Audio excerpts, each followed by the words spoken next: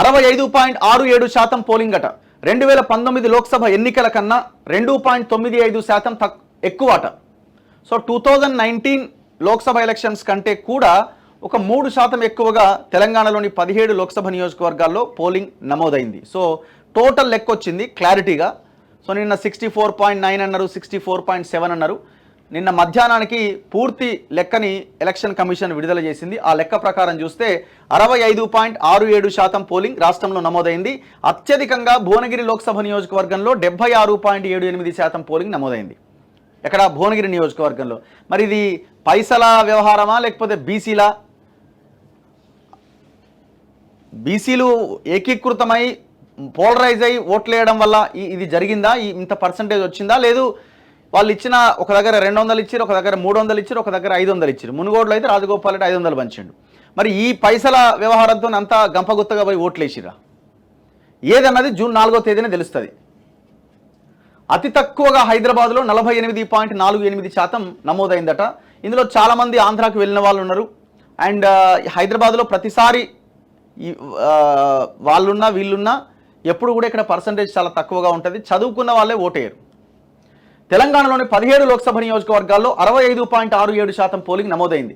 ఇది 2019 లోక్సభ ఎన్నికల 62.72%తో పోలిస్తే 2.95% ఎక్కువ.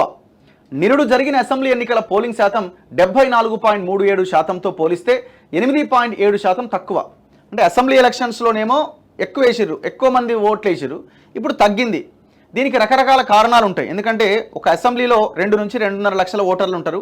ఆ ఎమ్మెల్యే ప్రతి ఓటుని చాలా కీలకంగా భావిస్తాడు.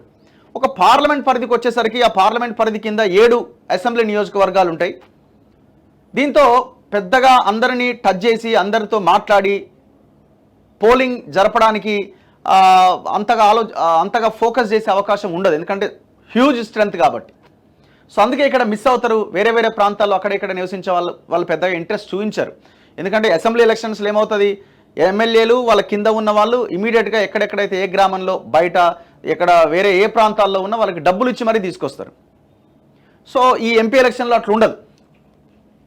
అండ్ దట్టు జనాలు కూడా అంతగా ఇంట్రెస్ట్ చూపించారు కొంతమంది. ఇది కూడా ఒక ప్రధానమైన కారణం.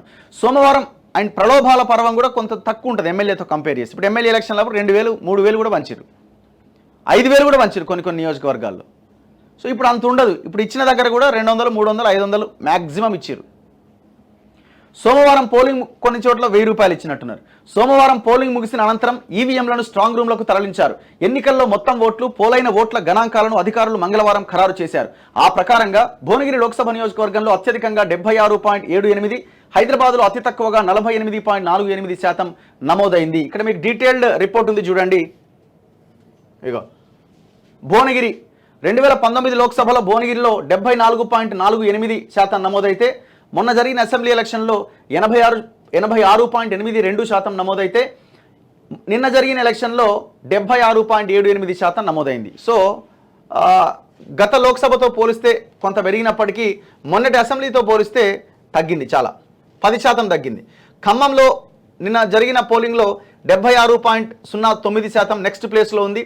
మెదక్ 75.09, జహీరాబాద్ 74.63, ఆదిలాబాద్ 74.03, నల్గొండ 74.02, కరీంనగర్ 72.54, మహబూబ్ నగర్ 72.43, నిజామాబాద్ 71.92, మహబాద్ 71.85, నాగర్ కర్నూలు 69.46, వరంగల్ 68.86, పెద్దపల్లి 67.87.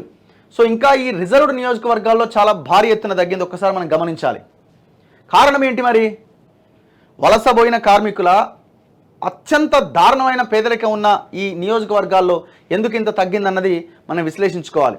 చేవెళ్ళ కూడా తగ్గింది. ఇక్కడ రూరల్ కూడా మంచిగానే ఉంటుంది, దాదాపు 40% రూరల్ ఉంటారు. కానీ ఇక్కడ కూడా చూడండి, చేవెళ్ళలో 56.50%. కానీ మీకు 2019 లోక్సభతో కంపేర్ చేస్తే చేవెళ్ళలో 53.22 2019 లోక్సభ, 2024 లోక్సభకు వచ్చేసరికి ఇంకొంత పెరిగింది, 3% పెరిగింది దగ్గర. మల్కాజ్గిరి 50.78%, 2019 లోక్సభలో 49.62% నమోదైంది మల్కాజ్గిరిలో. సో ఇక్కడ మనం పర్సంటేజ్ తగ్గింది ఇంత తగ్గిందని అనుకుంటున్నాం, కానీ 19తో కంపేర్ చేస్తే కొంత పెరిగింది. సికింద్రాబాద్లో 46.49% 2019 లోక్సభ ఎలక్షన్స్లో ఉంటే ఈసారి 49.04%. ఎవరికి మూడిందో మరి, ఒక 3% పెరిగినట్టుంది. హైదరాబాద్లో 44.84% 2019లో అయితే 2024లో 48.48%.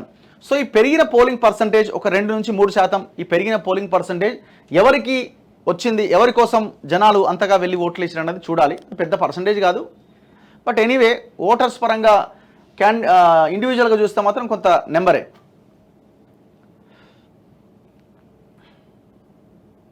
సో అత్యధికంగా మాత్రం భువనగిరిలో బీసీలు పోలరైజ్ అవ్వడం వల్ల జరిగిన ఓటింగా, లేదు కాంగ్రెస్ పార్టీ అభ్యర్థి డబ్బులు పంచడం వల్ల జరిగిన ఇదా అన్నది మనకి ఎలక్షన్స్లో తేలుతుంది. ఎనీవే కొంత వాదం అయితే గట్టిగా వినబడ్డది. ప్రజలు కూడా కొంత చైతన్యవంతమయ్యారు, పోలరైజ్ అయ్యారు. మనం ఈ బీసీల రాజ్యాధికారం అన్న ఒక అంశం అయితే చర్చకు తీసుకొచ్చారు. సంతోషం. సో ఎవ్రీ టైం టోటల్ ఒకటేసారి మనం ఏదో రిజల్ట్ వస్తుందని మనం అనుకోవడానికి వీల్లేదు. ఇప్పుడు గెలిస్తే ఇంకా అద్భుతమే, చూడాలి మరి.